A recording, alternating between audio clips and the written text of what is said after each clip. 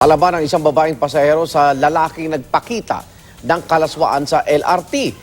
Ang galit na biktima na videohan ang ginawang kahalayan ng kapwa pasahero. Saksi, si Susan Enriquez. Ayaw ka dito. Rupog kita dito sa ano. Gusto mo? Ha? Gusto mo upog kita dito? Paano umantong sa ganyang tagpo ang siksikang biyahe ng LRT sa bandang Caloocan? Ang punot dulo, makikita sa unang bahagi ng cellphone video.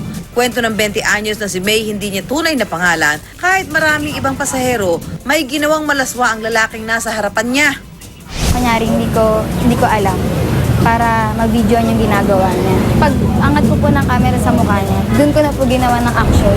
At sumiklab na nga ang galit ni May. Ano?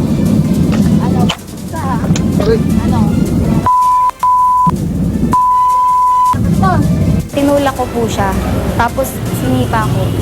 Tapos nung pagtayo ko po, sinampal ko siya, tapos binatukan ko siya ng ilang beses.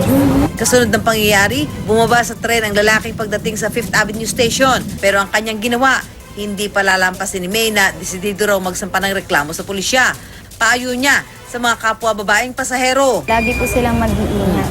Kung pwede lang po na dun sila sa mga puro babae lang. Ang payo naman ng pamunuan ng LRT1, i-report agad sa kanilang security at sa mga pulis sa mga estasyon ang ganyan mga kaparehong pangyayari.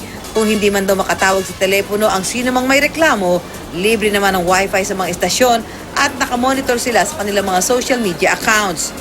Ang ganyang pambabastos tulad ng dinanas ni May, target maiwasan sa panukalang batas sa Safe Street, Public and Online Spaces Act. Sa ilalim nito, ang guilty sa nakakabastos na kilos at pagpapakita ng pribadong bahagi ng katawan, pwedeng parusahan ng hanggang 6 na buwan na pagkakakulong at pagmumultahin ng 50,000 pesos. Pirma na lang ng Pangulo ang kailangan para tuluyan niyang maisabatas. Matuto po silang lumaban. Pag may nagawa po sa kanilang kababuyan, wag po sila basta umiyak na lang. Ako, si Susan Enriquez, ang inyong saksi.